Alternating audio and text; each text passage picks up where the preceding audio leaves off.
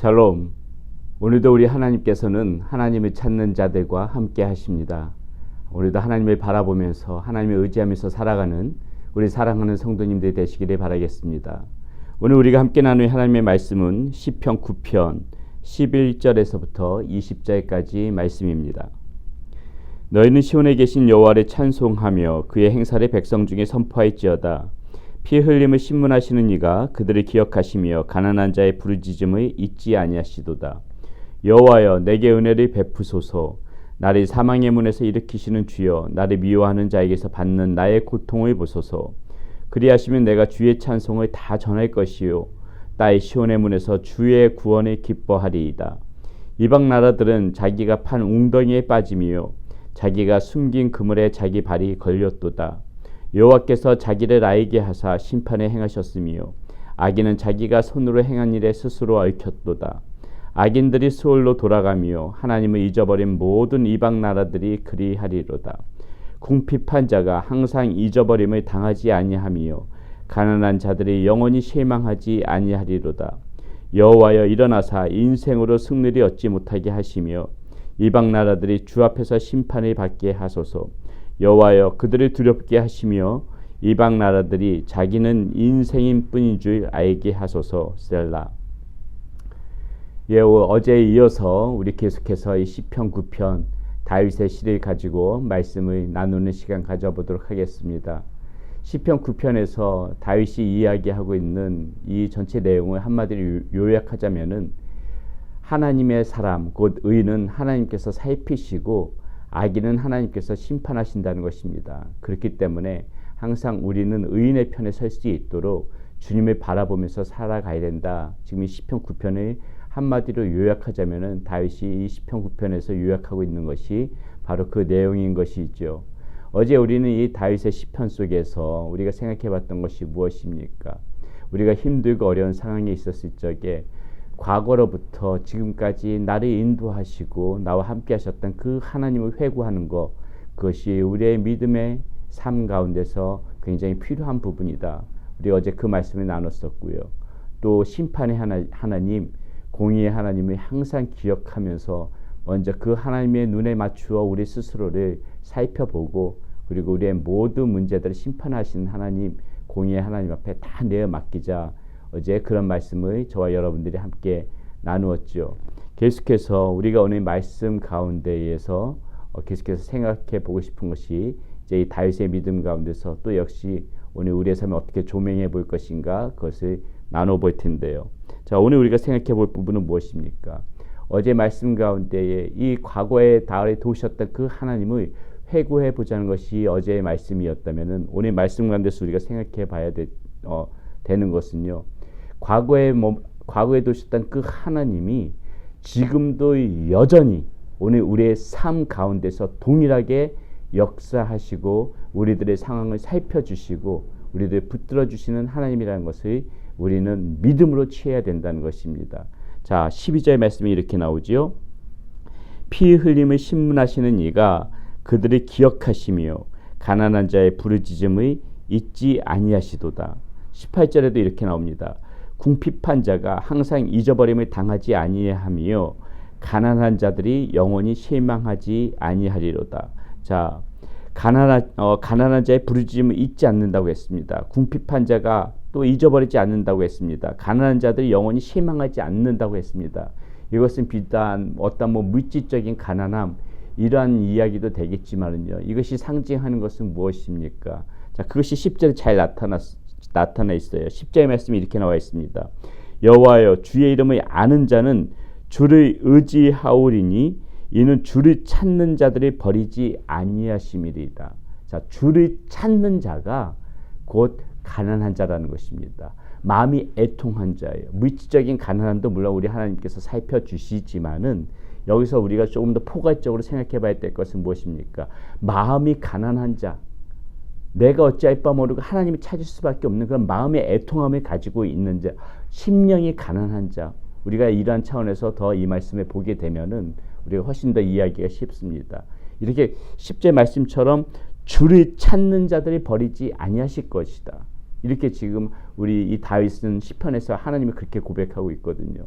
주를 찾는 자는 예전에만 예전에만 나를 도우셨던 하나님이 아니라 주를 찾는 자들에게, 지금도 이렇게 가난한 자, 마음이 가난한 자들, 심령이 가난한 자들, 그래서 주님을 찾을 수밖에 없는 자들은 하나님께서 그들을 지켜주시고 그들의 부르짖음을 들어주시고, 오늘 말씀에서 나오는 것처럼 잊어버림을 당하지 않고 영원히 실망하지 않고, 이 하나님께서 오늘 말씀 가운데 우리에게 들려주시는 음성인 것입니다. 다윗이 이러한 하나님을 믿음으로 확신했기 때문에, 알고 있었기 때문에 다윗은 오늘 이 시편 가운데에서 그렇게 고백하는 것입니다. 과거의 하나님을, 자, 순차적으로 생각해 봅시다. 과거의 하나님의 기억을 떠올리면서 하나님 이렇게 하셨었지요, 저희 삶 가운데 어렸을 적에 이렇게 도와주셨지요, 이것을 떠올리면서 하나님, 그러셨던 하나님이 오늘 나의 삶 가운데에서도 여전히 그 도우심의 손길을 우리에게 내미실 것을 믿습니다. 하나님이 간절히 찾는 자들은 하나님이 잊지 않고 그 부르짖음을 잊지 않고 들어주실 줄 믿습니다. 다윗이 그 믿음을 가지고 지금 하나님 앞에 이렇게 나가고 있는 것입니다. 여러분, 우리가 이 다윗의 모습을 보면서 우리도 그것을 생각해야 되는 것이에요. 어제의 말씀 가운데 하나님께서 나를 도우셨던 그 은혜를 회고하였다면은 왜 그 은혜의 손길이 오늘이라고 그 멈춰 있겠습니까? 오늘도 여전히 우리의 삶 가운데에 이 하나님의 은혜의 도움의 손길이 흘러 들어오지 않겠습니까? 단 우리가 어떻게 해야 되는 것입니까? 변함없이 하나님을 찾는 마음이 있어야죠. 간절히 찾는 마음, 간절히 하나님을 사모하는 마음, 그 마음만 변치 않는다면은 지금 역시도, 그리고 앞으로도 마찬가지고요, 우리의 삶 가운데에 이 긍휼한 마음으로 하나님께서 은혜의 손길로 부르짖음을 들으시고 우리들을 멸망시키지 않으시고 잊지 않으시고 다 약속해 주신 말씀처럼 그렇게 하나님이 우리의 삶을 붙들어 주신다는 것입니다. 그렇기 때문에 오늘 말씀 가운데 우리는 무엇을 생각해야 됩니까?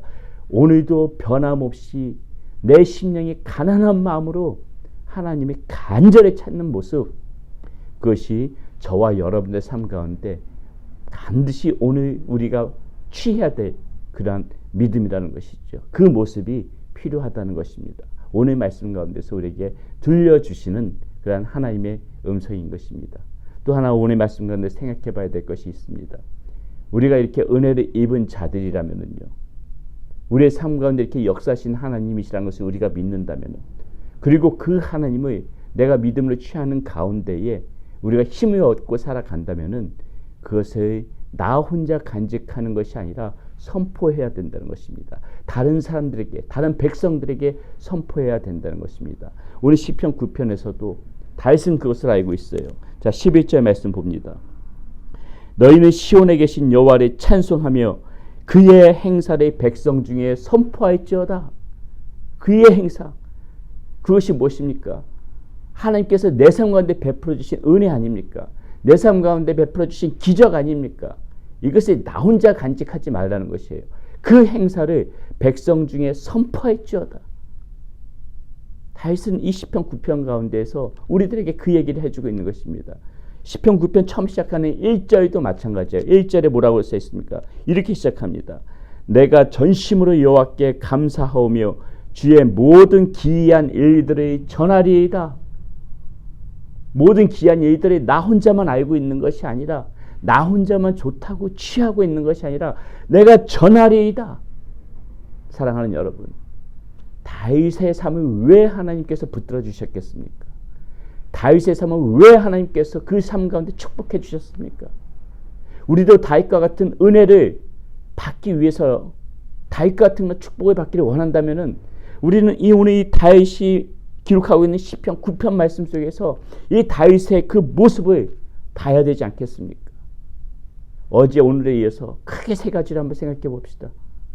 무엇입니까? 과거의 하나님을 떠올리면서 늘 그 은혜를 기억하면서 힘들고 어려운 상황 속에서도 우리 하나님의 손에 붙들어 있고 그것을 놓지 않았다는 것. 그리고 여전히 지금도 그 하나님의 도우심의 손길이, 은혜의 손길이 내 삶 가운데 흘러 들어오는 것에 믿음으로 확신했다는 것. 심판하시는 하나님, 공의 하나님 앞에 자기 자신의 재단해 가면서 하나님 앞에 모든 것을 맡겨드렸다는 것. 그리고 이 모든 하나님께서 베푸신 은혜를 나 혼자 간직하는 것이 아니라 그것을 전하고 백성들에게 선포했다는 것. 우리가 이 다윗의 오늘 이 시편 9편에 담겨진 다윗의 모습만 잘 기억하고 살아가도 하나님의 은혜의 손길이, 하나님께서 함께 하심이 우리의 삶 가운데 멈추지 않고 계속해서 이렇게 흘러 들어올 것입니다. 우리가 시편 9편 말씀 보면서 어제 오늘 우리가 이 다윗의 믿음을, 특별히 다윗의 삶의 모습, 그것을 생각해 보는 시간을 가졌는데, 이러한 모습이 곧 저와 여러분들의 모습이 되어지기를 간절히 소망합니다. 기도하겠습니다. 하나님 감사합니다. 시편 9편 말씀을 통하여서 다시 한번 다윗의 이 믿음의 삶의 모습을 하나님 봅니다. 다윗의 고백 가운데에서 다윗이 얼마나 철저하게 하나님을 바라보면서 시를 했는지 다시 한번 생각해 보게 됩니다. 이 모습이 우리의 모습이 되어지게 하여 주시옵소서. 힘들고 어려운 상황 속에서 절망하지 않고 나를 도우셨던 그 하나님은 날마다 기억하게 하여 주시고, 그 하나님의 은혜의 물결이 간절히 찾는 자들에게 지금도 여전히 흘러 들어오고 있음을 믿음으로 확신 갖게 하여 주시고, 심판의 하나님, 공의의 하나님 앞에 우리 스스로를 다듬어가며 모든 문제들 주님 손에 맡겨가는 그런 우리의 모습이 되어지게 하여 주시고, 하나님께서 베푸신 은혜를, 그 기적을 나 홀로 간직하는 것이 아니라 전하며 선포하며 살아갈 수 있는 우리의 삶이 되어질 때에 하나님께서 우리의 삶 가운데 크신 은총과 크신 은혜로 더하여 복을 주실 것을 믿습니다. 그 주님의 손을 바라보면서, 주님의 은혜를 바라보면서 생각하면서 오늘 하루도 살아가기를 소원하는 우리 사랑하는 성도님들, 우리 하나님 기억하여 주시고 함께하여 주시옵소서. 우리 주 예수 그리스도의 이름으로 감사하며 기도드렸습니다. 아멘.